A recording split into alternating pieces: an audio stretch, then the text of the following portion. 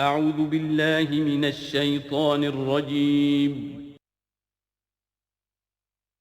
بسم اللہ الرحمن الرحیم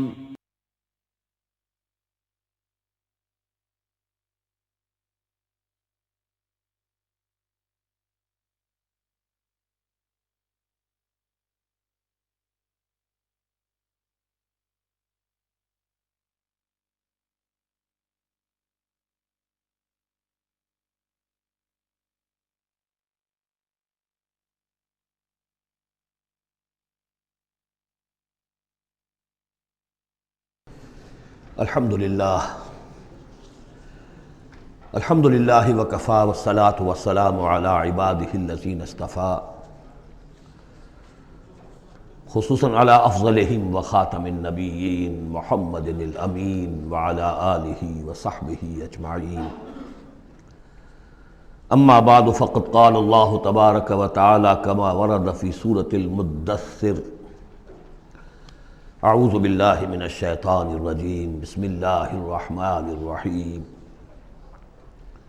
یا ایہا المدثر قم فانذر وربک فکبر وثیابک فطہر والرجز فاہجر ولا تمنن تستکثر ولربک فاصبر صدق اللہ العظیم رب اشرح لی صدری ویسر لی امری واحلل عقدۃ من لسانی یفقہوا قولی اللہم ربنا الہمنا رشدنا واعذنا من شرور انفسنا اللہم ارنا الحق حقا وارزقنا اتباعہ وارنا الباطل باطلا وارزقنا اجتنابہ اللہم ربنا زدنا ایمانا وہدا وعلما نافعا وعملا صالحا متقبلا اللہم ربنا آنس وحشتنا فی قبورنا وارحمنا بالقرآن العظیم اللہم اجعلہ لنا اماما ونورا وہدا ورحمہ اللہم ذکرنا منہ ما نسینا وعلمنا منہ ما جہلنا وارزقنا تلاوتہ آناء اللیل واطراف النہار واجعلہ لنا حجتا یا رب العالمین آمین۔ سورۃ المدثر کے بارے میں ایک روایت یہ بھی ہے کہ اس کی جو پہلی 7 آیات ہیں یہ پہلی وحی ہے جو حضور پر نازل ہوئی، اور یہ ایک چونکہ صحابی کی رائے ہے لہذا اس کو ذکر کرنا مناسب ہے، لیکن یہ کہ یہ کنسنسس جس پر ہے وہ یہی ہے کہ یہ پہلی نہیں ہے بلکہ پہلی وحی جو آپ پر آئی وہ سورہ علق کی ابتدائی 5 آیات ہیں۔ مغالطہ اس وجہ سے ہوا ہے کہ سورہ علق کہ نزول کے بعد جو اس کی آیات ہے شروع کی 5 اور اغلباً سورہ نون کی پہلی 7 آیات، پھر سورہ مزمل کی 10 آیات، ان کے نزول کے بعد پھر کچھ وقفہ رہا ہے۔ اس وقفے کے دوران جو ہے حضور پر خاصی طبیعت کے اندر بے چینی کی کیفیت طاری رہی، آپ چاہتے تھے کہ جلد از جلد یہ قرآن نازل ہو، لیکن اللہ تعالیٰ کی اپنی ایک مشیت تھی، اپنی حکمت کے تحت اس نے اس کا نظام بنایا تھا۔ اسی دوران میں اللہ تعالیٰ نے حضرت اسرافیل کو حضور کی تعلیم پر مامور کر دیا تھا، یعنی تعلیم جو ہے حضور کی وہ دنیاوی طریقے سے نہیں ہوئی کہ کسی کے سامنے زانو تلمس طے کیا ہو، الف باتا سیکھا ہو اور پھر اس کے بعد کتابیں پڑھی ہو، نہیں، اس اعتبار سے آپ امی محض تھے، دی ان لیٹرڈ ون۔ ہم یہ نہیں کہیں گے کہ آپ معاذ اللہ ثم معاذ اللہ جاہل تھے، نہیں، لیکن یہ کہ آپ نے اس طریقے سے تعلیم حاصل نہیں کی تھی جیسے کہ دنیا میں ہوتی ہے، لیکن یہ کہ شوق جو قرآن مجید کا آپ کو تھا اس کی وجہ سے آپ کو جلدی، اور جب یہ وقفہ ہوتا تھا تو بہت شام گزرتا تھا، اور تعلیم اس دوران میں ہو رہی ہے حضرت اسرافیل کے ذریعے۔ پھر وہ واقعہ پیش آیا جو پہلے بھی میں آپ کو بتا چکا ہوں کہ حضور فرماتے ہیں کہ اپنی اسی شش و پنج میں جب کہ مجھ پر صدمے کی کیفیت تھی، میں ایک روز غار حرا سے نیچے اتر رہا تھا کہ آواز آئی یا محمد۔ میں نے ادھر ادھر دیکھا، دائیں بائیں پیچھے، سامنے کوئی نظر نہیں آیا، تو کچھ خوف سا طاری ہوا طبیعت پر، بربنائے طبع بشری۔ تھوڑی دیر چند قدم آگے گیا، پھر یا محمد، پھر وہی کیفیت ہوئی میرے ساتھ۔ اب زیادہ تشویش لاحق ہو گئی، کوئی نظر نہیں آ رہا، پکار رہا ہے کوئی۔ تیسری مرتبہ یا محمد کہا تو اچانک آپ کی نگاہ اٹھی تو حضرت جبرائیل، وہی فرشتہ کہ جو غار حرا میں آیا تھا، اس کو آپ نے دیکھا کہ وہ پورے افق پر اس طریقے سے ہے کہ پورا افق اس سے بھر گیا ہے، اصل ملک کی صورت میں دیکھا۔ غار حرا میں کس کیفیت میں آیا تھا یہ بعد میں آپ کو بتاؤں گا، لیکن یہ کہ وہ مشابہت تو ایسی تھی کہ حضور نے پہچان لیا کہ یہ وہی فرشتہ ہے جو غار حرا میں آیا تھا، لیکن یہ کہ شکل یہ بالکل مختلف، یہ اصل ملک کی شکل تھی جس کو دیکھا ہے آپ نے ان آنکھوں سے۔ تو اس پر آپ پر دہشت طاری ہوئی ہے اور آپ گھر آئے ہیں، اور آپ پر کپ کپ اسی طاری تھی جیسے پہلی وحی کے وقت ہوئی تھی کیفیت، وہی اس کے بعد بھی ہوئی ہے۔ پھر یہ سورہ مدثر کی یہ 7 آیات آپ پر نازل ہوئی ہے۔ تو اس حوالے سے یہ پہلی وحی ہے، لیکن پہلی وحی ہے پہلی فترت کے بعد، پہلا وقفہ جو ہوا وحی کے اندر، اس کے بعد پہلی وحی ہے۔ اور اس سے جیسا کہ میں آپ کو بتا چکا ہوں آغاز ہوتا ہے حضور کی رسالت کا، جبکہ سورہ علق سے آغاز ہوا ہے حضور کی نبوت کا۔ آغاز نہیں کہنا چاہیے، ظہور ہوا ہے۔ نبی تو پیدائشی طور پر نبی ہوتا ہے، لیکن ظہور کا وقت ہوتا ہے جبکہ پھر وحی کا آغاز ہو۔ تو ظہور نبوت جو ہے وہ ہے سورہ علق کی آیات سے، اور یہ ہے در حقیقت کہ جس سے کہ آپ کی رسالت کا آغاز ہوا ہے۔ اس کا جوڑا تھا سورہ مزمل، وہ ہم نے پڑھ لیا۔ کم سے کم یہ چیز دیکھ لیجئے کہ ان دونوں کا بھی آغاز بالکل یا ایھا المزمل یا ایھا المدثر، اے کمبل میں لپٹ کر لیٹنے والے اور اے لحاف میں یا کسی اور کپڑے میں لپٹ کر لیٹنے والے، قم، وہاں بھی قم، یہاں بھی قم، اب کھڑے ہو جاؤ۔ وہاں قیام اللیل، یہاں قیام النہار کہہ لیجئے اس کو، وہ رات کا قیام تھا، یہ دن کا قیام ہے۔ اس رات کے قیام سے آپ کے اندر روحانی ترقی کو بڑھانا مقصود تھا، تاکہ جو بھاری بوجھ آپ کے کندھوں پر یہ سورہ مدثر کی آیات کے حوالے سے آنے والا ہے، اگرچہ آپ معراج انسانیت میں پہلے سے فائز تھے، وَإِنَّكَ لَعَلَىٰ خُلُقٍ عَظِيمٍ، یہ تو ہم سورہ نون میں پڑھ چکے ہیں، لیکن یہ کہ اس بوجھ کو اٹھانے کے لیے عام انسانی اخلاق سے بھی بلندتر روحانی طاقت کی ضرورت تھی، اور وہ اسی طریقے سے پیدا ہو سکتی تھی کہ یہ قرآن مجید کو آپ خوب کوٹ کوٹ کر اپنے اندر اس کو داخل کیجئے، جذب کیجئے۔ رتل القرآن ترتیلا، ہیمر اٹ ڈاؤن۔ حالانکہ کتنا قرآن اس تک نازل ہوا تھا، مطلب repeat repeat and repeat and repeat, جیسے آپ زور زور سے کسی چیز کو ہیمر کرنے کے لیے ٹھوک رہے ہیں تو اس کو ہیمر کرتے ہیں۔ تو میں تو یہی لفظ استعمال کرتا ہوں، قرآن کو hammer it down into your heart, آپ کے دل میں، آپ کے پورے وجود میں یہ سرات کر جائے، جس کو اقبال نے خوبصورتی سے کہا، چونبہ جہاں در رفت جہاں دیگر شود، جب جان کے اندر یہ قرآن سرایت کرتا ہے۔ اب یہ جو سورہ مدثر ہے، اس میں البتہ اس کی پہلی 3 آیات بڑی اہم ہیں، اور اس کو اچھی طرح سمجھ لیجئے، ایک ایک آیت کو سمجھیے۔ یا ایھا المزمل یا ایھا المدثر، ان دونوں سے ایک بات سمجھ لیجئے کہ حضور کی زندگی کا ایک خاص دور ہے جو ان کے پس منظر میں ہے، جب آپ پر غور و فکر کا، سوچ بچار کا غلبہ ہو گیا تھا۔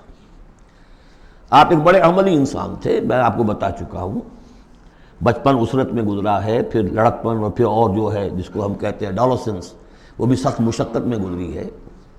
پھر آپ نے کاروبار کیا ہے تو ایک سمجھیے کہ ملازم کی حیثیت سے یا عامل کی حیثیت سے کیا ہے، سرمایہ آپ کے پاس تو تھا نہیں، سرمایہ دوسروں کا ہوتا تھا۔ پھر ایسا ہوا ہے کہ اللہ تعالیٰ نے حضرت خدیجہ رضی اللہ تعالیٰ عنہا کا جو رجحان پیدا کر دیا، شادی ہو گئی، تو کم سے کم یہ کہ دنیاوی اعتبار سے، مالی اعتبار سے آپ اب اطمینان بخش صورت پیدا ہو گئی۔ پھر آپ نے کاروبار کیا، کھل کر کاروبار کیا، لیکن اچانک حضرت عائشہ صدیقہ فرماتی ہیں جب آپ کی عمر شریف 40 برس کے لگ بھگ ہوئی تو آپ کے اندر خلوت گزینی محبوب ہو گئی، حبب الیہ خلا، ملنا جلنا اب طبیعت مائل نہیں ہے۔ پہلے ہم کہہ سکتے ہیں کسی طور سے ایکسٹروورٹ انداز بھی تھا، لیکن اب اس کا وہ بیلنسنگ پارٹ آ رہا ہے انٹروورٹ کا، اب غور و فکر اندرونی۔ میرے نزدیک ایک ہی فرد نوع بشر ہے جو کلیتاً بیلنسڈ ہے، انٹروورٹ اور ایکسٹروورٹس کے درمیان، اور وہ محمد الرسول اللہ ہے، ایک ہی ہے۔ بہرحال اس پر جو دور آیا سوچ بچار کا، تو جو آپ غار حرا میں جا کر بیٹھتے تو کیا کرتے تھے؟ الفاظ حدیث میں آئے ہیں، حضرت عائشہ سے جو منقول ہے، کانا یتحنس فی، وہاں کچھ عبادت کرتے تھے۔ اب عبادت کیا کرتے تھے؟ تو شارحین حدیث کا اس پر اتفاق ہے کہ کانا تحنس ہی تعبد ہی فی غار حرا التفکر والاعتبار، غور و فکر، سوچ بچار، یہ کیا ہے، معاشرے کی حالت کیا ہے، اخلاقی زوال کی انتہا ہے، اس پر غور و فکر۔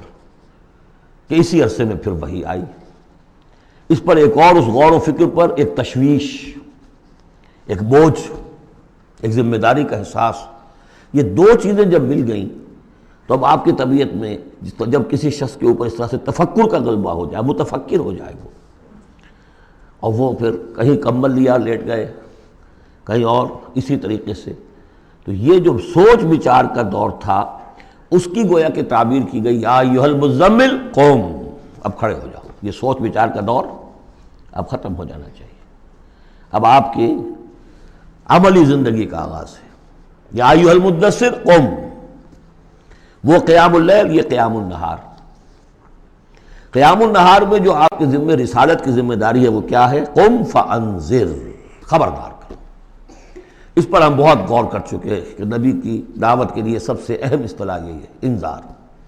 سورہ انعام سے شروع ہو گیا تھا، قل اوحی الی ھذا القرآن لانذرکم بہ ومن بلغ، کہہ دیجئے یہ قرآن مجھ پر وحی کیا گیا ہے تاکہ میں اس کے ذریعے سے تمہیں خبردار کروں۔ تو خبردار کرنا کہ یہ نہ سمجھو کہ بس یہ جیسے حیوانات ہیں، یہاں پیدا ہوئے، چرا چگا، ختم ہو گئے، نسیاں منسیاں ہو گئے، تم حیوان نہیں ہو، کچھ اور ہو، تمہارے اندر اللہ نے اپنی روح پھونکی ہے، عظیم ترین امانت کائنات کی، جسے نہ پہاڑ اٹھا سکے نہ آسمان اٹھا سکے، وہ امانت ہے جو تم نے اٹھائی ہے، اور اس امانت کی جواب دہی ہے، ذمہ داری ہے، اس کی اکاؤنٹیبلٹی ہے، تمہیں سب کو مرنے کے بعد اٹھا لیا جائے گا۔ وَاللَّهِ لَتَمُوتُنَّ كَمَا تَنَامُونَ ثُمَّ لَتُبْعَثُنَّ كَمَا تَسْتَيْقِظُونَ ثُمَّ لَتُحْسَبُنَّ بِمَا تَعْمَلُونَ ثُمَّ لَتُجْزَوْنَ بِالْإِحْسَانِ إِحْسَانًا وَبِالسُّوءِ سُوءًا وَإِنَّهَا لَجَنَّةٌ أَبَدًا أَوْ لَنَارٌ أَبَدًا۔ یہ ہے انذار، نبی کی دعوت کا نقطۂ آغاز انذار آخرت۔ لیکن اس کا ہدف کیا ہے؟ اس کا ہدف جو ہے کوئی خانقاہی نظام بنانا نہیں ہے، اس کا ہدف صرف کوئی تعلیم و تعلم کا نظام قائم کرنا نہیں ہے، ہدف کیا ہے؟ ربک فکبر، اپنے رب کو بڑا کرو۔ کیا مطلب ہے؟ رب تو بڑا ہے، کیا بڑا کریں گے؟ اس کی بڑائی مانی نہیں جا رہی، اس کے خلاف بغاوت ہے۔ ظہر الفساد فی البر والبحر، اس کی بڑائی منواؤ، اس کی بڑائی نافذ کرو۔ اسی کے لیے یہی لفظ ہے، وہ نیوکلیس ہے، جس سے کہ پھر یوں سمجھیے بیج ہے یا گٹھلی ہے، جس سے کہ تمام الفاظ نکلے ہیں۔ اقامت الدین، دین کو قائم کرو، لِیُظْہِرَہُ عَلَى الدِّینِ کُلِّہ، تاکہ اس دین حق کو تمام کے تمام نظام دین پر، نظام زندگی پر نافذ کیا جائے، غالب کیا جائے۔ مختلف اصطلاحات ہیں۔ لِتَکُونَ کلمۃ اللہ العلیٰ، تاکہ اللہ کی بات سب سے اونچی ہو جائے۔ وَیَکُونَ الدِّینُ کُلُّہُ لِلہ، دین کل کا کل اللہ کے لیے۔ یہ سب کیا ہے؟ تکبیر رب، وَرَبَّکَ فَکَبِّر۔ تو یہ تین آیتیں اس اعتبار سے کہ حضور کا ایک خاص دور، تدبر، تفکر، پھر فکر مندی، یہ بھی بتا دیا تھا ورقہ ابن نوفل نے۔ اب دیکھیے انہیں صحابی نہیں سمجھا جاتا، کیوں؟ کہ ان کا انتقال فوراً ہو گیا تھا، اس کے بعد جب رسالت کا حکم آیا ہے اس وقت وہ موجود نہیں تھے۔ تصدیق کی ہے انہوں نے، نبوت کی تصدیق کی ہے، ان کا یہ وہی ناموس ہے۔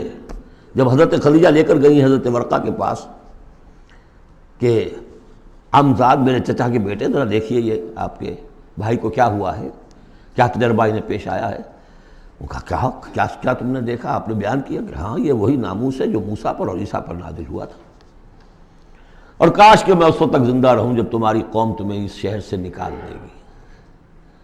تو اتنے پریشان ہوئے حضور، حیران ہوئے، اب مخرجیہم، کیا وہ مجھے یہاں سے نکال دیں گے؟ توقع ہی نہیں۔ وہ تو مجھ سے بڑی محبت کرتے ہیں، میرے قدموں تلے اپنی نگاہیں بچھاتے ہیں، ہر جگہ مجھے خوش آمدید کہا جاتا ہے، کیسے ممکن مجھے نکال دیں گے؟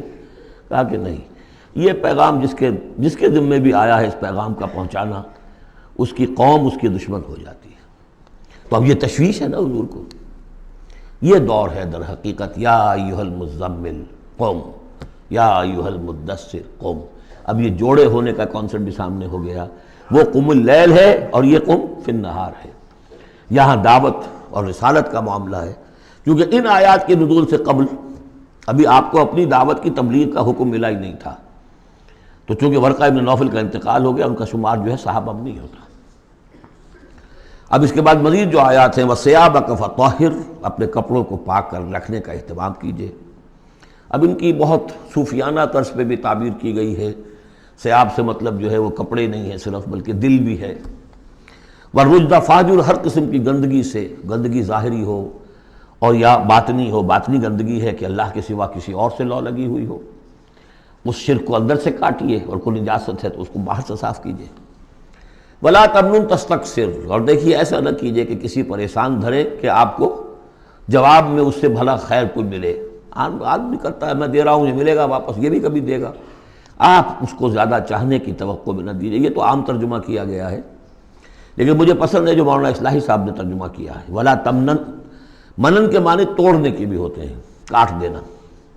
وَلَا تَمْنُن، دیکھو اپنی اس جد و جہد کو، اپنی اس جو بھی آپ کے ذمہ فرض منصبی عائد کیا گیا ہے اس کے ضمن میں اپنی کوشش کو منقطع نہ کر دینا، جو بھی حالات ہوں جاری رکھنا۔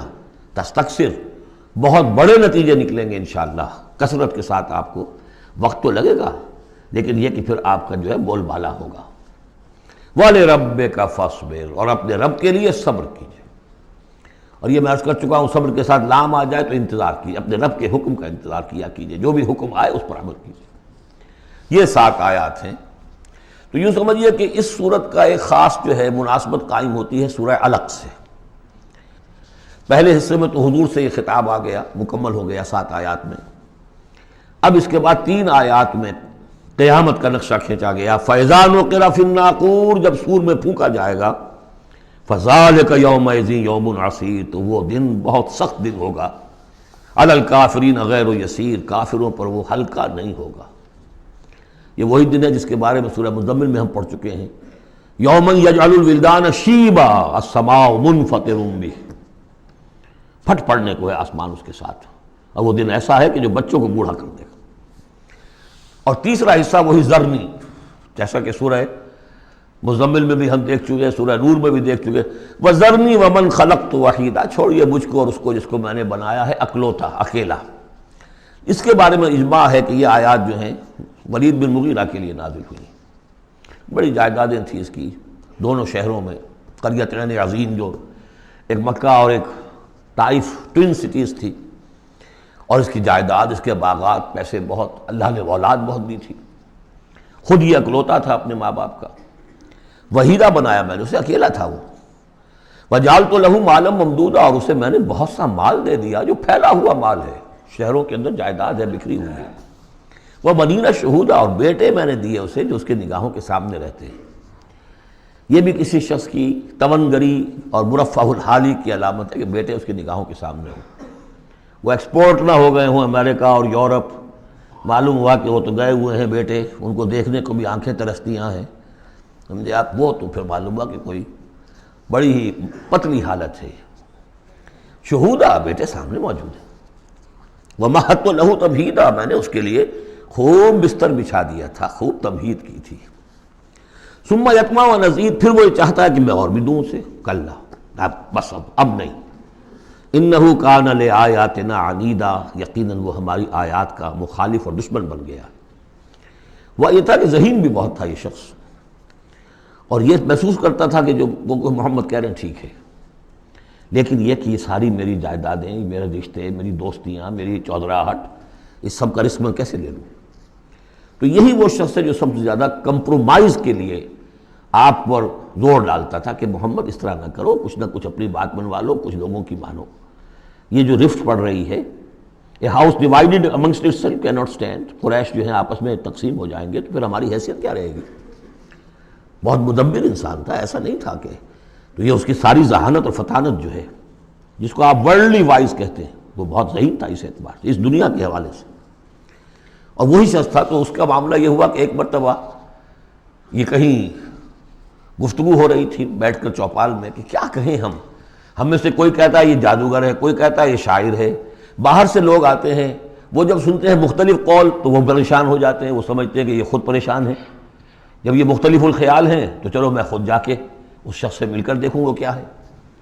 تو اس سے بہتر یہ کہ ہم ایکا کریں، ایک بات کہیں۔ تو اب یہ کہ کیا کہیں، اس پر مسئلہ پیدا ہو گیا۔ تو اب یہ کہ یہ گیا تھا حضور کے پاس بات کرنے، اور وہاں انہیں کچھ اندیشہ ہوا کہ یہ تو کچھ اثر ہو گیا، معلوم ہوتا بدل گیا۔ یہ واپس آیا ہے، پوچھا کہ کیا خیال ہے، کیا ہم اسے کہیں کہ شاعر ہے؟ کہ نہیں، میں شاعروں سے مجھ سے خوب واقف ہوں، جو محمد کلام پیش کر رہے ہیں وہ شعر نہیں ہے، شاعر نہیں، کچھ اور چیز۔ اچھا ہم کاہن کہہ دیں انہیں؟ کہ نہیں میری کاہنوں سے تعلقات ہیں، دوستیاں ہیں، میں جانتا ہوں کاہنوں کا کردار کیسا ہوتا ہے، کاہن کے قول کیسا ہوتا ہے، وہ ذو معنیین بات کرتے ہیں، ادھر بھی لگ جائے ادھر بھی لگ جائے، یہ کرتا ہے دو ٹوک بات۔ تو پھر کیا کہیں؟ ان کو یہ سمجھ میں آیا کہ یہ تو گیا، اس پر تو جادو چل گیا محمد کا۔ لیکن اس نے جب تیور دیکھے تو کہا، یہ کہا جا سکتا ہے کہ یہ جادو ہے جو منقول ہے، پیچھے سے چلا آ رہا ہے۔ اب یہ جو اس کی گفتگو میں جو اس کی رد و قدا ہوئی ہوگی، ضمیر نے ملامت کی، کچھ نے ضمیر کو دبایا، کچھ اپنی مصلحتوں کو سامنے رکھ کر جو بات، اس کا ایک نقشہ کھینچا گیا ہے یہاں، فصاحت و بلاغت کی انتہا ہے۔ سأرهقه صعودا، میں اسے چڑھائی چڑھواؤں گا، وہ عذاب جو ہم پہلے بھی پڑھ چکے ہیں، یسلکہ عذابا صعدا، وہ عذاب کے جو جس کی سختی اور شدت بڑھتی چلی جائے۔ انہ فکر وقدر، اس نے غور کیا، کچھ اندازہ کیا کہ حق کو ماننے کا کیا نتیجہ نکلتا ہے، نہ ماننے کا کیا نتیجہ نکلتا ہے، وہ بیلنس بنا رہا ہے اپنے ذہن میں۔ انہ فکر وقدر فقتل کیف قدر، تو ہلاک ہو جائے، کیسا غلط اس نے اندازہ ٹھہرایا۔ ثم قتل کیف قدر، پھر ہلاک ہو جائے، کیسا غلط اندازہ ٹھہرایا۔ ثم نظر، پھر اس نے ذرا دیکھا، جیسے کہ کہہ رہا غور و فکر، لوگ دیکھیں غور و فکر کر رہا ہے۔ ثم عبس وبصر، پھر ذرا وہ اپنا منہ بسورا اور ماتھے کے اوپر بھی کچھ وہ بل لے آیا۔ ثم ادبر واستکبر، اور پھر ذرا اس نے تکبر کے ساتھ اپنی پیچھے کو مڑا۔ فقال ان ھذا الا سحر یؤثر، اس نے کہا نہیں بس ٹھیک ہے، یہ جادو ہے جو چلا آ رہا ہے، محمد کا کلام جو ہے جادو ہے، جادو اثر تو ہے۔ ان ھذا الا قول البشر، لیکن ہے بہرحال یہ انسانی کلام، یہ جو محمد کا دعویٰ ہے کہ یہ اللہ کا کلام ہے، یہ نہیں۔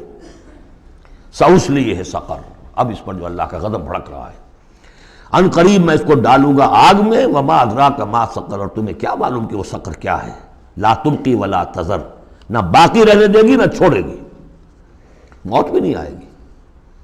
لواحۃ للبشر، انسان کی کھال کو جھلس ڈالے گی۔ علیہا 19، اور اس پر 19 ہیں داروغہ، سرہنگ 19۔ یہاں تک تو یہ یوں سمجھیے کہ اسی آہنگ میں بات چلی آ رہی ہے، وہی چھوٹی چھوٹی آیتیں، وہی انداز، وہی فلو۔ آگے بڑی طویل آیت آ گئی ہے، یہ بالکل سورہ مزمل کی طرح ہے۔ وہاں جو طویل پھر آیت آئی ہے جس پر کہ ایک پورا رکوع مشتمل ہے، وہ بعد میں نازل ہوئی ہے۔ تو یہ آیت بھی بعد میں نازل ہوئی ہے۔ لوگوں نے کہا ہوگا یہ 19 کیا، کچھ تماشا بنا لیا لوگوں نے، اچھا بھائی 19 یہ فرشتے صرف وہاں، تو کوئی ڈر کی بات نہیں ہے۔ کسی نے کہا 10 کو تو میں نبٹ لوں گا، باقی کا تم بندوبست کر لینا، 19 ہی ہے نا، تو ایسی کون سی بڑی تعداد ہے۔ تو یہ جو استہزاء کا موضوع بنا ہے، اس پر یہ آیت اتری، وما جعلنا اصحاب النار الا ملائکہ، اور یہ جہنم کے جو داروغہ ہیں ہم نے وہ فرشتوں کو بنایا ہے، وہ انسان نہیں ہے جو تم یہ ایک ایک آدمی 10 کو سنبھال لے گا۔ وما جعلنا عدتهم الا فتنة للذین کفروا، یہ تعداد جو ہم نے تمہیں بتا دی ہے ان کی، وہ صرف اس لیے کہ کافروں کے لیے ایک جانچ ہو جائے، پرکھ ہو جائے۔ لیستیقن الذین اوتوا الکتاب، تاکہ اوتوا الکتاب جنہیں کتاب دی گئی تھی انہیں یقین آ جائے۔ تو یہ روایت ترمذی ہے، ترمذی شریف میں روایت موجود ہے کہ یہ در حقیقت 19 کا عدد تورات میں موجود تھا، لہذا اہل کتاب کے لیے تو گویا کہ ان کے لیے ایک یقین کرنے کی بنیاد بن گئی۔ لیستيقن الذین اوتوا الکتاب ویزداد الذین آمنوا ایمانا، اہل ایمان کے تو ایمان میں اضافہ ہوگا، وہ تو جو بھی اللہ کی طرف سے وہی پڑھ کر سنائیں گے محمد رسول اللہ، ان کا ایمان کامل ہے، ان کے ایمان میں اضافہ ہوگا۔ ولا یرتاب الذین اوتوا الکتاب والمؤمنون، اور تاکہ نہ شک میں پڑے نہ تو وہ اہل کتاب جن کو پہلی کتاب دی گئی تھی اور نہ مسلمان، وَلَيَقُولَ الَّذِينَ فِي قُلُوبِهِم مَرَضٌ، اور تاکہ کہیں وہ لوگ جن کے دلوں میں روگ ہے، جو حق کو ماننا نہیں چاہتے، والکافرون، اور کافر جو طے کر چکے ہیں کہ ہم نے کسی صورت ماننا ہی نہیں ہے۔ ماذا اراد اللہ بہذا، مسئلہ یہ کیا اللہ نے 19 کا آزاد کر کے کیا مراد ہے اس سے؟ کذالک یضل اللہ من یشاء، اسی طرح اللہ تعالیٰ گمراہ کر دیتا ہے جس کو چاہتا ہے، ویہدی من یشاء، اور ہدایت دیتا ہے جس کو چاہتا ہے۔ وما یعلم جنود ربک الا ھو، اور تیرے رب کے جو لشکر ہیں انہیں تو کوئی جانتا ہی نہیں سوائے اس کے۔ وما ہی الا ذکریٰ للبشر، اور یہ جو آیات قرآنیہ ہیں، یہ مؤنث آیا ہے تو آیات کے اوپر اس کو لے جائیے، یہ کچھ نہیں ہے سوائے اس کے کہ انسانوں کے لیے یاد دہانی ہے، نصیحت ہے، تذکیر ہے، تذکرہ ہے۔ اب یہ 31ویں آیت تھی کہ جو اتنی لمبی تھی، وما جعلنا اصحاب النار الا ملائکہ سے شروع ہو کر یہ صاحب بتا رہا ہے کہ اس کا اسلوب مختلف ہے، یہ یا مدنی دور کی ہے یا یہ کہ بہرحال یعنی یوں سمجھیے کہ ہجرت سے متصل قبل کی، جیسے وہ آیت میں آپ کو بتا چکا ہوں۔ اب یہاں سے پھر وہی آہنگ شروع ہو رہا ہے جو پہلے تھا، کلا والقمر واللیل اذ ادبر والصبح اذا اسفر انہا لإحدی الکبر،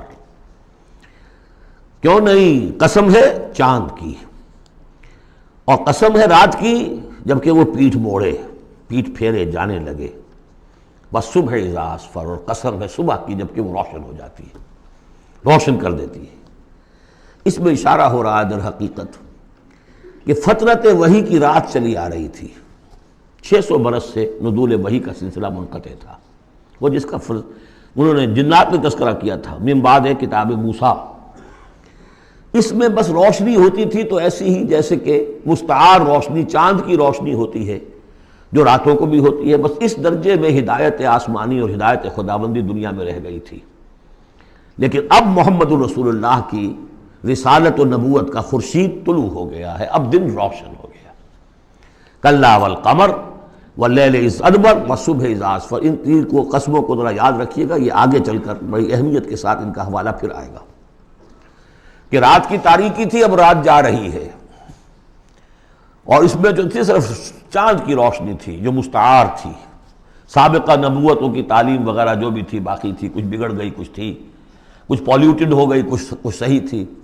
اب سورج طلوع ہو گیا، والصبح اذا اسفر انہا لإحدی الکبر، اور اب یہ ایک بہت بڑی باتوں میں کی ایک بات ہے، نبوت محمدی کو معمولی بات نہیں، رسالت محمد انہا لإحدی الکبر نذیرا للبشر، خبردار کرنے کے لیے انسانوں کے لیے، لمن شاء منکم ان یتقدم او یتأخر، جو بھی تم میں سے چاہے کہ وہ آگے بڑھے یا پیچھے رہ جائے۔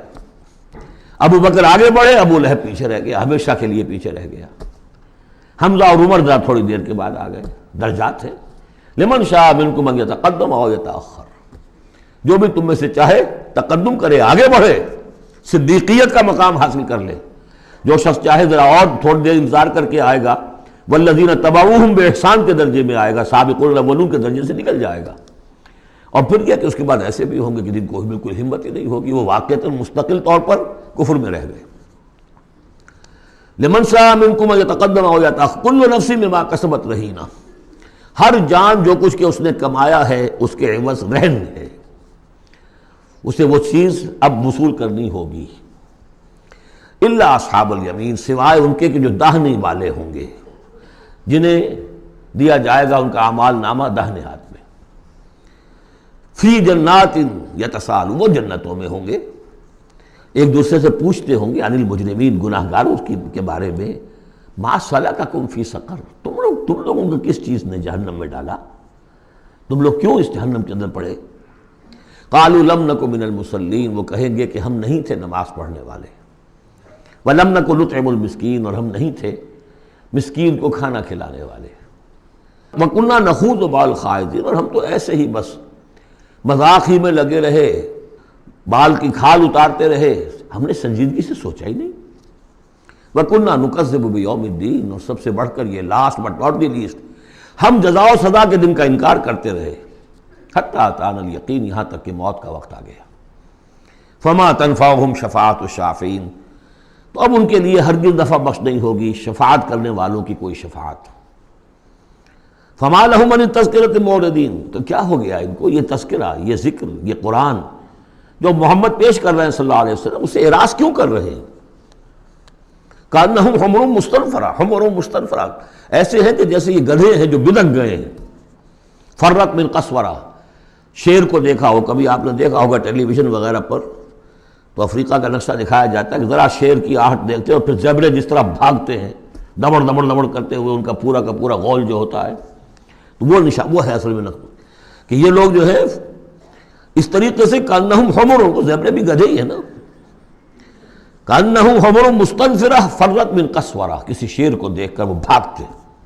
بل یرید کل امرئ منہم ان یؤتی صحفا منشرہ، اب یہ ان کا استہزائیہ انداز تھا کہ محمد تم کہتے ہو کہ ہمارا حساب کتاب ہوگا، ہم میں سے ہر ایک کو کیوں نہیں دے دیے جاتے ہمارے اعمال نامے، یا یہ کہ یہاں سے مراد یہ ہے کہ جو کتاب تمہارے پاس آئی ہے تو ہمیں کیوں نہیں کتاب دے دی گئی، کھلے ہوئے صحیفوں میں ہم میں سے ہر شخص کے پاس کتاب آ جاتی۔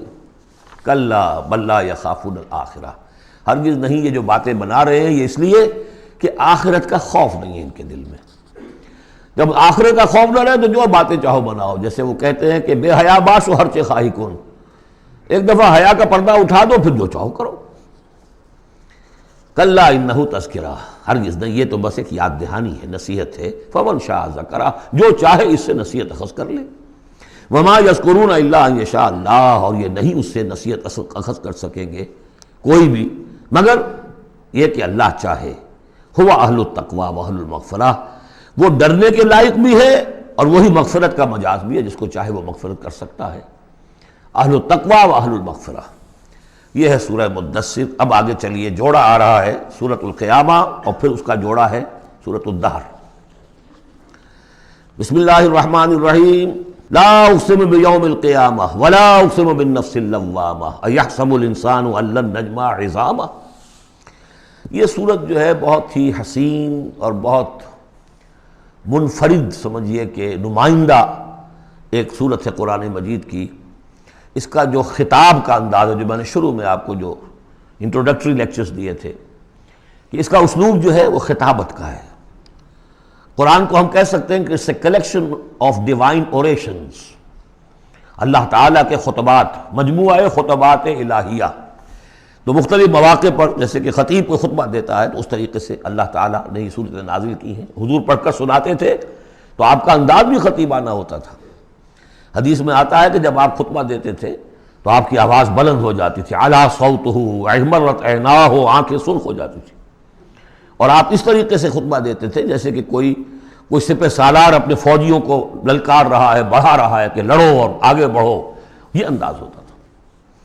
تو اس طرح کا خطبہ اس میں آپ دیکھیں گے، ابھی بات ایک طرف ہو رہی ہے، ابھی کسی اور طرف ہو گئی، کبھی کسی تحویل الخطاب، اس کے لیے بہت، پھر یہ کہ 4-6 آیتیں آئیں گی ایک خاص قسم کے آہنگ میں، خاص قسم کے قوافی تو ہم کو نہیں کہنا چاہیے، تو یہ آتے ہیں، وہی انہی حروف پر صورتیں ختم ہو رہی ہیں، وہی سٹائل ہے، پھر وہ سٹائل بدلے گا، پھر 4-6 صورتیں اس دوسرے انداز کی ہوں گی، پھر 4-6 تیسرے انداز کی ہوں گی۔ تو یہ آپ صورت جو ہے فصاحت و بلاغت میں بھی فلو بے انتہا ہے، اور خطیبانہ انداز، اور اس میں تحویل الخطاب۔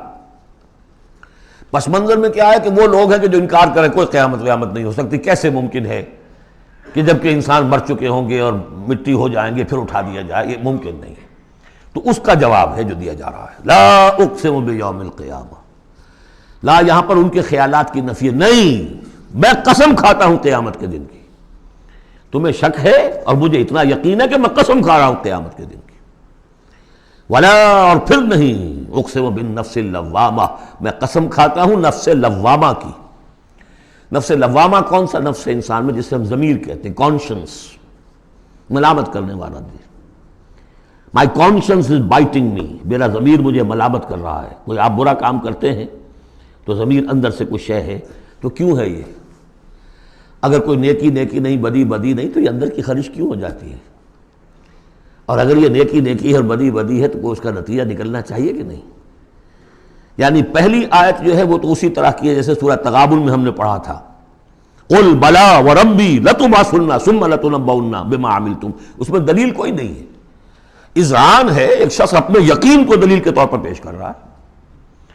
اور یہ اس پر سارا دار و مدار ہے. کون شخص ہے ایسا شخص کہ جس سے کبھی کوئی جھوٹ کا تجربہ کسی کو نہیں ہوا، وہ کہہ رہا ہے. سیرت و کردار جو ہے محمد رسول اللہ کی، وہ گویا کہ دلیل کی حیثیت رکھتی ہے اس قول کے پیچھے. لا اقسم بیوم القیامہ ولا اقسم بالنفس اللوامہ، یہ تمہارے اندر موجود ہے قیامت کی دلیل، تمہارا ضمیر، تمہارا کانشنس. ایحسب الانسان ان لن نجمع عظامہ، کیا انسان یہ گمان کرتا ہے ہم اس کی ہڈیاں جمع نہیں کر سکیں گے؟ بلا قادرین، کیوں نہیں، ہم پوری طرح قادر ہیں.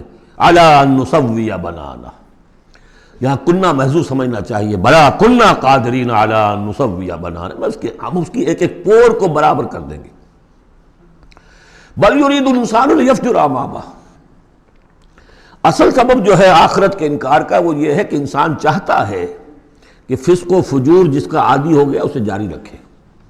حرام خوری چھوڑنی نہیں، جس عیش کا خوگر ہو گیا ہوں اس کو چھوڑ نہیں سکتا. قیامت کو مانوں گا تو پھر دیکھنا پڑے گا کیا غلط ہے، کیا صحیح ہے، کیا جائز ہے، کیا ناجائز. اس لیے جیسے کہ بلی کو دیکھ کر کبوتر آنکھ بند کر لے، اب ظاہر بات ہے کہ وہ بلی تو نہیں ختم ہو جائے گی، تو در حقیقت یہ قیامت سے آنکھیں چراتے ہیں، آنکھیں بند کر رہے ہیں، اس لیے کہ انہیں پتا ہے کہ ہم نے کیا آگے بھیجا ہے اور آگے بھی کرنے کا وہی ارادہ ہے. بل یرید الانسان لیفجر امامہ یسأل ایان یوم القیامہ، پوچھتا ہے بڑے استہزائی انداز میں، اچھا جی کب ہوگا یہ قیامت کا دن؟ تو جواب بھی اسی انداز میں ہے، یوم ہم علی النار یفتنون کی طرح. فرمایا فاذا برق البصر، جب وہ قیامت آئے گی نگاہیں چندھیا جائیں گی. خسف القمر، چاند بے نور ہو جائے گا، یا یہ کہ چاند دھس جائے گا سورج کے اندر. وجمع الشمس والقمر، اور سورج اور چاند یکجا کر دیے جائیں گے. یہ جو ہے کشش ثقل کا جو باہمی ثقل ہے ان کروں کا، اس کے نظام میں ذرا سی کہیں گڑبڑ ہو اور پھر تو یہ سب کے سب ایک دوسرے سے ٹکرائیں گے. فَإِذَا بَرِقَ الْبَصَرُ وَخَسَفَ الْقَمَرُ وَجُمِعَ الشَّمْسُ وَالْقَمَرُ يَقُولُ الْإِنسَانُ يَوْمَئِذٍ أَيْنَ الْمَفَرُّ، یہی انسان اس دن کہے گا ہے کوئی جگہ بھاگ جانے کی؟ کلا، نہیں، لا وزر، کوئی ٹھکانہ نہیں ہے. اِلَىٰ رَبِّكَ يَوْمَئِذٍ الْمُسْتَقَرُّ، اس دن تو تمہیں اپنے رب ہی کے حضور میں جا کھڑے ہونا ہے. يُنَبَّأُ الْإِنسَانُ يَوْمَئِذٍ بِمَا قَدَّمَ وَأَخَّرَ، اور جتلا دیا جائے گا انسان کو اس دن جو کچھ اس نے آگے بھیجا ہوگا، جو پیچھے چھوڑا ہوگا. ہم اعمال نیک ہوں یا بد ہوں اس کا کچھ حصہ آگے بھیج دیتے ہیں اپنی زندگی میں، کچھ اس کے پیچھے جو اثرات چلتے ہیں اس کا حساب بھی بعد میں جاری رہتا ہے. وہ ڈیبٹ کریڈٹ جو ہے ہمارے کھاتے میں ہوتا رہے گا. تم نے یہ نیک کام شروع کیا تھا، آگے آگے پھیل رہا ہے، تو جو اور اس کام میں شریک ہے ان کا اجر بھی رہے گا، وہ پورا رہے گا، ان کے اجر میں سے کمی نہیں ہوگی، لیکن اتنا ہی حساب آپ کے کام میں بھی درج ہوتا رہے گا. اسی طریقے سے کسی نے برا کام شروع کیا تھا، جب تک جہاں تک اس کے اثرات جائیں گے تو انسان کو بتا دیا جائے گا یہ تو آپ نے اپنی موت سے پہلے آگے ہی بھیج دیا تھا، یہ تو آپ کے وہ اعمال ہیں، اور یہ ذرا وہ ہے پیچھے اس کے جو اثرات ہیں. بل الانسان علی نفسہ بصیرہ، اور انسان کو تو جتلانے کی ضرورت بھی نہیں ہوگی کہ بتایا جائے، ہر انسان کو خود معلوم ہوگا کہ میں کتنے پانی میں ہوں. انسان اپنے نفس پر خود بصیرت رکھتا ہے. وَلَوْ أَلْقَىٰ مَعَاذِيرَ، چاہے کتنے ہی وہ بہانے پیش کرے. ہوتا ہے کہ انسان کوئی شخص جو ہے بڑا چرب زبان ہے اور وہ اپنے آپ کو بالکل ریشنلائز کر لیتا ہے اپنے طرز عمل کو، میں نے ٹھیک کیا، صحیح کیا، کوئی غلط بات نہیں ہے، کوئی عذرات موجود ہیں، تو معترضین کی تو زبان بند ہو جاتی ہے، اب کچھ نہیں کہہ سکتے. لیکن یہ کہ اس کا دل اس کو بتا رہا ہوتا ہے کہ تو جھوٹا ہے. بل الانسان علی نفسہ بصیرہ ولو القیٰ معاذیرہ لا تحرک بہ لسانک لتعجل بہ، عجلت والا مضمون یہ بالکل ابتدا میں یہاں آیا تھا. اے نبی آپ اس قرآن کے، اب دیکھیے اب گفتگو حضور سے شروع ہو گئی. ابھی تک انسان جو منکرین تھے ان کی بات ہو رہی تھی. شروع میں امامہ، عظامہ، قیامہ، اور اس کے بعد بصر، قمر، مفر، وزر، مستقر، ابھی پھر اس کے بعد بصیرہ، معاذیرہ، اب اس کے بعد اور بدل رہے ہیں. لا تحرک بہ لسانک لتعجل بہ، آپ اس قرآن کے ذریعے سے اپنی قرآن کے ساتھ اپنی زبان کو تیزی سے حرکت نہ دیں کہ جلدی سے آپ اس کو یاد کر لیں. ان علینا جمعہ وقرآنہ، ہمارے ذمے ہے اس کو جمع کر دینا اور پڑھوا دینا. جمع بھی کر دینا کہ اس میں سے کوئی حصہ جو ہے آپ بھولیں نہیں، اور قرآن بھی اس کی ترتیب بھی ہم بتاتے جائیں گے کہ اب جو وحی آئی ہے اس کو کہاں رکھنا ہے، تاکہ اس کی ترتیب معین ہو جائے۔ فَإِذَا قَرَأْنَاهُ فَاتَّبِعْ قُرْآنَهُ، پھر جب ہم پڑھوائیں اس کو جس ترتیب سے، اسی کی پیروی کیجیے گا۔ یہ ترتیب وہ ہے ترتیب مصحف جس کے تحت کے قرآن مرتب کیا گیا، اور ہم مانتے ہیں کہ یہ ترتیب نزول کی نہیں ہے، نزول کے ساتھ ہی اللہ تعالیٰ کا حکم آتا تھا کہ اب یہ وہی فلاں جگہ ہوگی۔ ثم ان علینا بیانہ، پھر ہمارے ذمے ہے اس کو واضح کر دینا بھی، جیسے کہ ہم دیکھ چکے ہیں قرآن مجید کی تبیین کرتا ہے۔ سورہ نساء میں 2 احکام کے بارے میں آئے گا، یستفتونک، اور حالانکہ وہ حکم آ چکا ہے سورہ نساء میں پہلے، لیکن لوگوں نے سوال کیا قل اللہ یفتیکم فی الکلالہ، تو جاؤ اللہ واضح کر دیتا ہے، تم پر ابھی واضح نہیں ہوئی کلالہ کی بات، لو واضح کر دیتا ہے۔ تو قرآن کے اندر بھی بعد میں واضح کر دی گئی چیزیں، اور یہ کہ پھر حدیث جو ہے سب سے بڑی شے ہے کہ جو اس کی بیان کرنے والی ہے۔ جو انزلنا الیک الذکر لتبین للناس ما نزل الیہم، یہ ذکر ہم نے اے محمد آپ پر نازل کیا ہے تاکہ آپ واضح کریں اس کو ان لوگوں کے لیے جن کے لیے ہم نے اسے نازل کیا ہے۔ نازل آپ پر کیا ہے، صرف آپ کے لیے تو نہیں کیا ہے آپ پر، نازل کیا ہے لوگوں کے لیے۔ اب ان کو واضح کرنا، اس کے اندر کہیں اگر کوئی اشکال ہو تو اسے حل کرنا، کہیں کوئی اگر اجمال ہے تو اس کی تفصیل بیان کرنا، یہ آپ کا کام۔ کلا بل تحبون العاجلہ، کوئی نہیں، تمہارا اصل مرض یہ ہے کہ تم عاجلہ سے محبت کرتے ہو، یہ اس دنیا کی زندگی سے محبت کرتے ہو۔ دیکھیے اب پھر خطاب شروع ہو گیا کفار سے۔ وَتَذَرُونَ الْآخِرَةَ، اور آخرت کو تم چھوڑ دیتے ہو، نظر انداز کر دیتے ہو۔ وجوہ یومئذ ناظرہ، حالانکہ بہت سے چہرے اس دن ہوں گے تر و تازہ، میدان قیامت میں کھڑے ہوں گے تو جیسے اسکول چلڈرن کھڑے ہوتے ہیں اپنا رزلٹ سننے کے لیے، تو بعضوں کے چہرے کھلے ہوتے ہیں، پہلے سے معلوم ہے انہیں کیا کچھ کر کے آئے تھے، اور بعض کے چہروں کے اوپر دھواں ہے، اس لیے ہے کہ انہیں پتا ہے کہ کیا ہی کچھ نہیں تھا، فیل تو ہونا ہی ہونا ہے۔ تو چاہے اب رزلٹ ڈکلیئر نہیں ہوا، رزلٹ ان کے چہروں پر لکھا ہوا ہے۔ تو وجوہ یومئذ ناظرہ، بہت سے چہرے ہوں گے تر و تازہ، الی ربہا ناظرہ، اپنے رب کی طرف دیکھتے ہوئے۔ اس میں بعض لوگوں نے یہ کہا ہے کہ ناظرہ سے مراد ہے انتظار کر رہے ہوں گے اپنے رب کی رحمت کا، اس لیے کہ رویت باری تعالیٰ جو ہے وہ تو ممکن نہیں ہے کہ میدان حشر میں ہو جائے، لیکن میرے نزدیک انہی حضرات کی رائے زیادہ صائب ہے جو سمجھتے ہیں کہ رویت ہوگی۔ اہل ایمان کو عین میدان حشر میں بھی ایک درجے کی رویت باری تعالیٰ سے مشرف کیا جائے گا، یہ مضمون آ جائے گا سورہ مطففین میں واضح ہو جائے گا۔ اس کے برعکس وجوہ یومئذ باسرہ، بہت سے چہرے ہوں گے اس روز سوکھے ہوئے، اترے ہوئے، اداس، تظن ان یفعل بہا فاقرہ، ان کو یقین ہوگا کہ اب ان کے ساتھ وہ سلوک ہوگا جو ان کی ریڑھ کی ہڈیاں توڑ کے رکھ دے گا۔ کلا اذا بلغت التراقی، اب ایک نقشہ دکھایا جا رہا ہے، ایک تو بڑی قیامت ہے، فَإِذَا بَرِقَ الْبَصَرُ وَخَسَفَ الْقَمَرُ وَجُمِعَ الشَّمْسُ وَالْقَمَرُ يَقُولُ الْإِنسَانُ يَوْمَئِذٍ أَيْنَ الْمَفَرُّ، ایک تو وہ ایک قیامت ہے جو فرد کی قیامت ہے، موت جب آتی ہے، قیامت صغریٰ۔ کلا اذا بلغت التراقی، جب یہ جان آ کے پھنس جاتی ہے ہنسلیوں میں۔ وقیل من راق، کہا جاتا ہے کوئی جھاڑ پھونک کرنے والا۔ بڑے بڑے ریشنلسٹ بھی اس مرحلے پر آ کر، بابا ڈاکٹروں نے جواب دے دیا، حکیموں نے جواب دے دیا، چلو کوئی تعویذ گنڈا کچھ ہو، کہیں سے کوئی جھاڑ پھونک کوئی تو ہو، کسی طریقے سے ہو، تو آخری درجے میں وہ بھی انسان چیخ پکار کر لیتا ہے۔ قیل من راق، ہے کوئی جھاڑ پھونک نہ کرنے والا۔ وظن انہ الفراق، اور گمان ہو گیا اس کو کہ اب تو فراق ہے، جانا ہے، یہ گھر بھی چھوڑنا ہے جو بڑے چاؤ سے بنایا تھا، اور یہ آل اولاد کو بھی چھوڑ کر جانا ہے۔ والتفت الساق بالساق، اور وہ جو جان کندنی کا عالم ہوتا ہے تو پنڈلی پنڈلی سے لپٹ رہی ہے، جان نکلنی شروع ہوتی ہے جسم کے نچلے حصے سے۔ الی ربک یومئذ المساق، اس دن تو تمہیں اپنے رب ہی کی طرف دھکیلے جانا ہے۔ پھر بدل گئے قوافی، فلا صدق ولا صلی، تو نہ اس نے تصدیق کی نہ نماز پڑھی، ولیکن کذب وتولی، بلکہ جھٹلا دیا اور پیٹھ موڑ لی۔ تصویر لفظی ہے جو نقشہ اس وقت ہوتا تھا۔ ثم ذهب الى اهله يتمطى، اور پھر چلا اپنے گھر والوں کے پاس اکڑتا ہوا جا رہا ہے۔ حضور کی بات کو تو نظر انداز کر دیا، امشو، چلو چلو یہاں سے، واسبروا علی آلہتکم، صبر کرو، جا کے جمے رہو اپنے آلہہ پر۔ ذهب الى اهله يتمطى، اولا لك فاولا ثم اولا لك فاولا، افسوس ہے تجھ پر اور افسوس ہے تجھ پر، اور پھر افسوس ہے تجھ پر، اور پھر افسوس ہے تجھ پر۔ اَیَحْسَبُ الْإِنسَانُ أَن يُتْرَكَ سُدًى، کیا انسان یہ سمجھتا ہے کہ اسے یوں ہی چھوڑ دیا جائے گا؟ کوئی باز پرس نہیں، کوئی حساب کتاب نہیں، کوئی جواب طلبی نہیں، کوئی اجر نہیں، کوئی سزا نہیں، کوئی جزا نہیں۔ الم یکن نطفۃ من منی یمنی، کیا نہیں تھا وہ ایک گندے پانی کی بوند جو ٹپکائی گئی؟ ثم کان علقا، پھر وہ ایک جونک کے مانند تھا کہ جو رحم مادر کے دیوار کے ساتھ چمٹی ہوئی تھی۔ علقۃ فخلق فسوی، پھر اسی کو اس نے بنایا، اسی میں نقش و نگار بنا دیے، اسی میں آنکھیں آ گئیں، اسی میں کان آ گئے، اسی میں کیا کیا بنایا۔ فی ظلمات ثلاث، تین پردوں کے اندر۔ فجعل منہ الزوجین، اسی سے بنا دیے، کسی کو نر، کسی کو مادہ، کسی کو مؤنث، کسی کو مذکر۔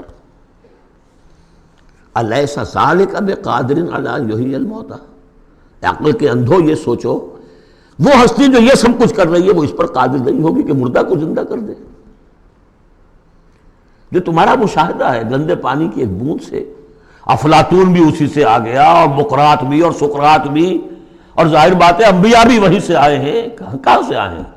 ایک ہی استثناء ہے نا، حضرت عیسیٰ علیہ السلام کا، باقی تو سب کہاں سے آئے؟ وہیں سے آئے۔ سارے اولیاء اللہ کہاں سے آئے؟ وہیں سے آئے۔ گندے پانی کی بوند، اس سے کیا کچھ وہ بناتا ہے؟ تو تمہارا یہ خیال ہے کہ وہ مردہ کو زندہ نہیں کر سکے گا، اتنا عاجز ہو گیا۔ فعینا بالخلق الاول بل ہم بالخلق الجدید۔ اس کے بعد جیسا کہ یہ سوال ہے، بلا کیوں نہیں؟ پروردگار یقیناً الیس ذلک بقادر بلا نشہد انک قادر علی ان تحیی الموتى، ہم اس پر گواہ ہیں۔ سورۃ الدہر۔ اب دیکھیے جس مضمون سے سورہ قیامہ ختم ہوئی تھی، جوڑا وہاں سے شروع ہو رہا ہے۔ بسم اللہ الرحمن الرحیم۔ هل اتى على الانسان حین من الدہر لم یکن شیئا مذکورا، کیا انسان پر نہیں آیا تھا ایک وقت ایسا بھی، اس دہر میں سے، اس زمانے میں سے انسان نکلا ہے نا۔ قلزم ہستی سے تو ابرا ہے مانند حباب، تو قلزم ٹائم، اس ٹائم کا بھی ایک بہت بڑا سمندر ہے، اسی سے ہم ابل کر آئے ہیں۔ حل اتى علی الانسان حین من الدہر لم یکن شیئا مذکورا، قابل ذکر شے ہی نہیں تھا وہ، کوئی پسند کرتا ہے اس کا ذکر کرنا؟ اب کیا کرے، قرآن میں تو لفظ آتا ہے، اس کو ہمیں ترجمہ کرنا پڑتا ہے، ورنہ ظاہر بات ہے کہ آدمی پسند بھی نہیں کرتا کہ اس کا ذکر کیا جائے۔ اس چیز سے لم یکن شیئا مذکورا، وہ شے جو زبان پہ لانے کے لائق نہیں ہے، اس سے پیدا کیا گیا۔ انا خلقنا الانسان من نطفۃ امشاج، ہم نے انسان کو پیدا کیا ہے ملے جلے نطفے سے۔ اب بتائیے کہ اس کو کیا سمجھا ہوگا پہلے، جبکہ معلوم نہیں تھا۔ امشاج، ملا جلا، مرد کی طرف سے سپرمیٹوزوان آ رہا ہے، ماں کی طرف سے اووم آ رہا ہے، ان دونوں کے اجتماع سے پھر وہ زائگوٹ وجود میں آتا ہے، نبتلی ہے، اور پھر اس کو ہم مختلف ادوار میں سے گزار رہے ہیں، نطفہ اور علقہ اور مضغہ، ہم الٹتے پلٹتے رہے اسے، یا اس کا یہ مطلب یہ بھی ہے کہ ہم نے یہ تخلیق کی ہے اسے جانچنے کے لیے، پرکھنے کے لیے، ابتلا کے لیے۔ فَجَعَلْنَاهُ سَمِيعًا بَصِيرًا، پھر ہم نے اس کو بنا دیا سننے والا، دیکھنے والا۔ اِنَّا هَدَيْنَاهُ السَّبِيلَ، اور پھر ہم نے اسے راہ سجھا دی۔ فطرت کے اندر وہ راہ کی ہدایت موجود ہے، ایمان ہے ہماری روح کے اندر۔ هَدَيْنَاهُ السَّبِيلَ، ہم نے وہ راستہ دکھایا ہوا ہے اس کو، اندھا بہرا نہیں بھیجا دنیا کے اندر، ایک اسے ظاہری آنکھ دی ہے، ایک باطنی آنکھ بھی دی ہے اسے، روح پھونکی ہے اس میں۔ انا ہدینا سبیل، اور اس کے بعد اس کو آزادی دے دی، اما شاکرا و اما کفورا، چاہے تو شکر گزار بن کر زندگی گزارے اور چاہے ناشکرا ہو کر۔ البتہ ان دونوں حالتوں میں انجام مختلف ہوگا۔ انا اعتدنا للکافرین سلاسل واغلالا وسعیرا، کافروں کے لیے ہم نے تیار کر رکھی ہے زنجیریں اور طوق اور دہتی ہوئی آگ۔ اس کے برعکس ان الابرار یشربون من کاس کان مزاجھا کافورا، ہمارے نیکوکار بندے جو ہوں گے وہ پئیں گے اس پیالے میں سے جس میں کافور کی ملونی ہوگی، شراب طہور اور اس میں کافور ملی ہوئی۔ عین یشرب بہا عباد اللہ یفجرونہا تفجیرا، اور یہ چشمہ ہوگا جس کے پاس بیٹھ کر، جس کے کنارے بیٹھ کر پئیں گے اللہ کے بندے، اور وہ اس چشمے کو جس طرح چاہیں گے اپنے اپنے علاقوں کے اندر اس کی شاخیں نکال کر لے جائیں گے۔ یوفون بالنذر، وہ نذر کو پورا کرتے ہیں۔ وَيَخَافُونَ يَوْمًا كَانَ شَرُّهُ مُسْتَطِيرًا، اور ڈرتے رہتے ہیں اس دن سے جس کا کہ شر پھیل جانے والی شے، قیامت کا دن۔ وَيُطْعِمُونَ الطَّعَامَ عَلَىٰ حُبِّهِ مِسْكِینًا وَیَتِیمًا وَاسِیرًا، اور کھانا کھلاتے ہیں وہ اس کی محبت پر یا اس کی محبت کے علی الرغم، دونوں ترجمے اس کے، اللہ کی محبت میں کھلاتے ہیں کھانا، یا اس کھانے یا مال کی محبت کے علی الرغم کھلاتے ہیں۔ نفس میں تو اس کے بخل ہے، شوق ہے، لیکن یہ کہ اس شوق کے خلاف وہ کام کر رہا ہے، حل چلا رہا ہے اپنے اس دل کے اندر۔ متصدقین ان المصدقین والمصدقات وقرضوا اللہ قرضا حسنا مسکینا ویتیما واسیرا، مسکین کو، یتیم کو اور اسیر کو۔ انما نطعمکم لوجہ اللہ، یہ بھی کہتے جاتے ہیں ہم آپ کو یہ کھانا کھلا رہے ہیں صرف اللہ کو راضی کرنے کے لیے، لا نرید منکم جزاء ولا شکورا، آپ سے ہمیں نہ کوئی بدلہ چاہیے یہاں تک کہ شکریہ بھی نہیں چاہیے، ہم تو جو کام کر رہے ہیں صرف اپنے رب کو راضی کرنے کے لیے۔ انا نخاف من ربنا یوما عبوسا قمطریرا، ہمیں ڈر ہے اپنے رب کی طرف سے ایک ایسے دن کا کہ جس کی اداسی جو ہے وہ بڑی سختی ہوگی۔ قمطریرا، عبوسا قمطریرا کہتے ہیں کسی شخص کو جس کے چہرے پہ کبھی مسکراہٹ آتی نہ ہو، منہ سے قمطریرا ہے، وہ دن ایسا ہوگا کہ اس دن کسی کے چہرے پر مسکراہٹ نظر نہیں آئے گی۔ فوقاہم اللہ شر ذلک اليوم، تو اس دن کے شر سے اللہ تعالیٰ اپنے ان بندوں کو بچا لے گا۔ ولقاہم نظرۃ وسرورا، اور ان کو ملاقات کرا دے گا، ان کے لیے تو اب جو وہاں پر استقبال کرنے والی ہوگی تر و تازگی اور سرور اور مسرت۔ وجزاہم بما صبروا، اور بدلہ دے گا انہیں ان کے صبر کا، جو انہوں نے صبر کیا دنیا میں، حلال پر اکتفا کی، اپنے فرائض ادا کیے، چاہے فاقے آ گئے، چاہے جان دینی پڑ گئی، تو اس کے ان صبر کے بدلے میں انہیں ملے گا جنت رہنے کے لیے، حریر ریشم پوشاک کے لیے، پہننے کے لیے، متکئین فیہا علی الارائک، بیٹھے ہوئے ہوں گے اس میں تختوں کے اوپر، لا یرون فیہا شمسا ولا زمہریرا، نہیں دیکھیں گے اس میں کوئی سختی نہ دھوپ کی اور نہ ٹھر کی۔ زمہریر بہت سخت سردی جس میں کب کبھی طاری ہو جائے، دھوپ جو ہے سخت تیز گرم، یہ شکل ہوگی نہیں، معتدل موسم ہر وقت۔ ودانیۃ علیہم ظلالھا، اور اس کے جو سائے ہیں وہ ان کے اوپر پھیلے ہوئے ہوں گے، جھکے ہوئے ہوں گے۔ وذللت قطوفھا تذلیلا، اور درختوں کے جو خوشے ہوں گے پھلوں کے وہ بھی نیچے کی طرف لٹکے ہوئے ہوں گے۔ ویطاف علیہم بآنیۃ من فضۃ واکواب کانت قواریرا، اور ان پر گردش میں ہوں گے لوگ جو بھی ان کے خادم ہوں گے، وہ ایسے برتن لے کے جو چاندی کے ہوں گے، اور ایسے آپ خورے یا کپ کہ جو شیشے کے بنے ہوں گے، لیکن یہ شیشہ نہیں ہوگا، قواریرا من فضۃ، چاندی ایسی ہوگی کہ جس کے تھرو آپ دیکھ سکیں، وہ چاندی جو ہے ہوگی چاندی لیکن شیشے کی مانند، قواریرا من فضۃ قدروہا تقدیرا، جس کو کہ بڑے اس کے پیمانے اور ماپ بنا کر رکھے گئے ہیں، ان لوگوں نے بنا دیے۔ وَيُسْقَوْنَ فِيهَا كَأْسًا كَانَ مِزَاجُهَا زَنْجَبِيلًا، پلائے جائیں گے اس میں وہ جام کہ جس میں ملونی ہوگی سونٹھ کی، عَيْنًا فِيهَا تُسَمَّىٰ سَلْسَبِيلًا، یہ بھی ایک چشمہ ہوگا جنت میں جس کا نام ہے سلسبیل۔ وَيَطُوفُ عَلَيْهِمْ وِلْدَانٌ مُخَلَّدُونَ، اور ان پر ہر وقت گردش میں رہیں گے ان کے وہ لڑکے، وہ چھوکرے، وہ ان کے بوائز، ان کے خادم جو ہمیشہ اسی عمر کے اسی شکل میں رہیں گے۔ اذا رأیتہم حسبتہم لؤلؤا منثورا، اور وہ بھی جب تم انہیں دیکھو گے محسوس کرو گے کہ جیسے یہ تو لؤلؤا موتی ہے بکھرے ہوئے، وہ بھی نہایت خوبصورت ہوں گے۔ وَإِذَا رَأَيْتَ ثَمَّ رَأَيْتَ نَعِيمًا وَمُلْكًا كَبِيرًا، جہاں بھی دیکھو گے وہی دیکھو گے کہ نعمتیں ہی نعمتیں ہیں اور بڑی بادشاہی ہے جو اللہ نے دے دی ہے اپنے ان نیک بندوں کو۔ عالیہم ثیاب سندس خضر واستبرق، ان کے اوپر ہوں گے کپڑے باریک ریشم کے، سبز واستبرق، اور گاڑھے کے، نیچے کے جسم کے لیے گاڑھا لباس اور اوپر کے لیے باریک لباس۔ وَأَحُلُّوا أَسَاوِرَ مِن فِضَّةٍ، اور انہیں کنگن پہنائے جائیں گے چاندی کے۔ وَسَقَاهُمْ رَبُّهُمْ شَرَابًا طَهُورًا، اور پلائے گا انہیں ان کا پروردگار پاک مشروب، شراب جو پاک ہوگا۔ إِنَّ هَذَا كَانَ لَكُمْ جَزَاءً، اور کہا جائے گا یہ آپ لوگوں کا بدلہ ہے۔ وَكَانَ سَعْيُكُمْ مَشْكُورًا، اور یقیناً آپ کی جد و جہد، آپ کی بھاگ دوڑ دنیا میں جو آپ نے کی اللہ کے لیے، اللہ کے دین کے لیے، وہ سفل ہوئی، مقبول ہو گئی، اس لیے آپ کو یہ چیزیں بدلے میں ملی۔ اِنَّا نَحْنُ نَزَّلْنَا عَلَيْكَ الْقُرْآنَ تَنزِيلًا، اے نبی ہم نے آپ پر اس قرآن کو اتارا ہے بطرز تنزیل، تھوڑا تھوڑا کر کے۔ فَاصْبِرْ لِحُكْمِ رَبِّكَ، بس انتظار کیجئے اپنے رب کے فیصلے کا، یعنی آپ جلدی نہ کیجئے، یہ وہاں اس کے مقابلے میں آ گیا۔ وَلَا تُحَرِّكْ بِهِ لِسَانَكَ لِتَعْجَلَ بِهِ إِنَّ عَلَيْنَا جَمْعَهُ وَقُرْآنَهُ، ہم نے اسے بطور تنزیل ہی نازل کرنا ہے، تو آپ ذرا انتظار کیا کیجئے ربک ولا تطع منہم عاصما او کفورا۔ اور یہ جو کشاکش اب شروع ہو رہی ہے اس میں بھی آپ کو بہت صبر کرنا پڑے گا، نہ صرف قرآن کے لیے صبر کرنا پڑے گا ان تمام اس سارے کشاکش میں، لیکن یہ کہ آپ کسی گناہگار اور ناشکرے کی بات سنیے ہی نہ، ان کی باتوں پر دھیان ہی نہ دیجیے۔ وَاذْكُرِ اسْمَ رَبِّكَ بُكْرَةً وَأَصِيلًا، اور اپنے رب کے نام کی مالا جپا کیجیے صبح شام۔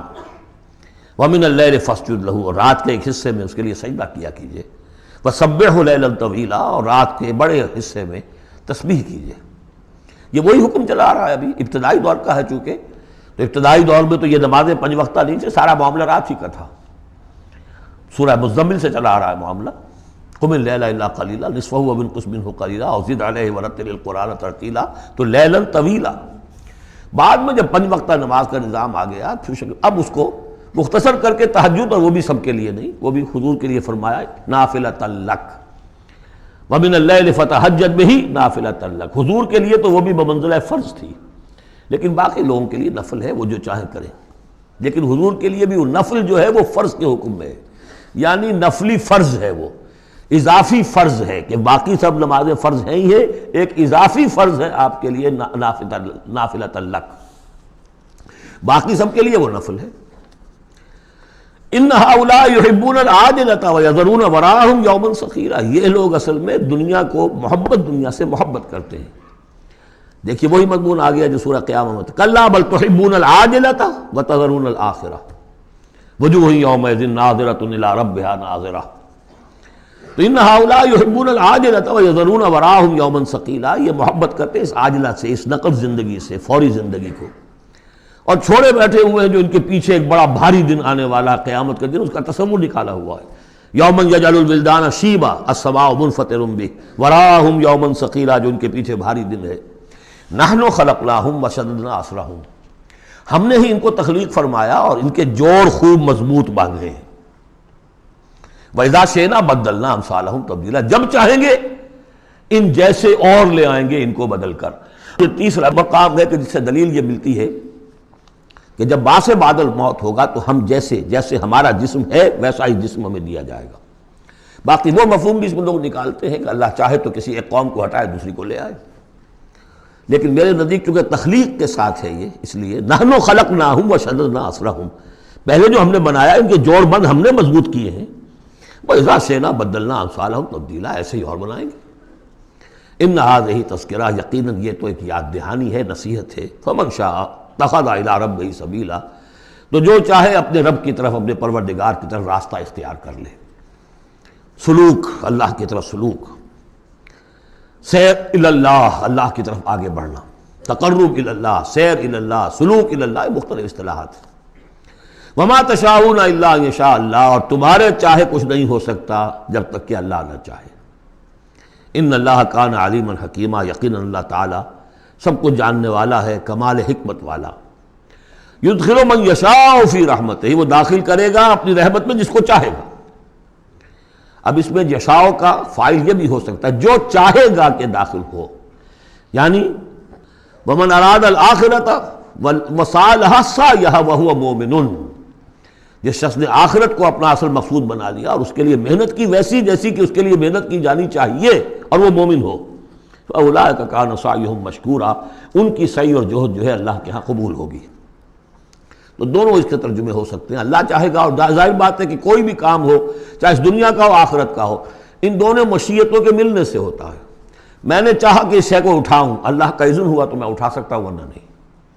تو کوئی کام بھی ہم نہیں کر سکتے۔ میں نے آپ سے عرض کیا تھا اہل سنت کے ہاں ہمارے اعمال بھی مخلوق ہیں اللہ کے، واللہ خلقکم وما تعملون، اللہ نے تمہیں بھی پیدا کیا اور جو تمہارے عمل ہیں ان کو بھی پیدا اللہ کرتا ہے۔ ہم کاسب اعمال ہیں اپنے نیت اور ارادے کی وجہ سے، لیکن خالق اعمال اللہ ہی ہے۔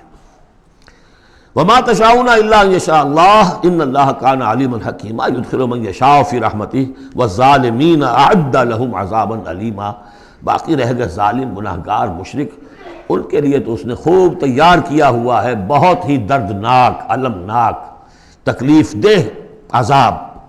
اللہم اعذنا من ذالک، اللہم اجرنا من ذالک، ربنا تقبل منا انک انت السمیع العلیم وتب علینا انک انت التواب الرحیم۔ بارک اللہ لی ولکم فی القرآن العظیم ونفعنی وإیاکم بالآیات والذکر الحکیم۔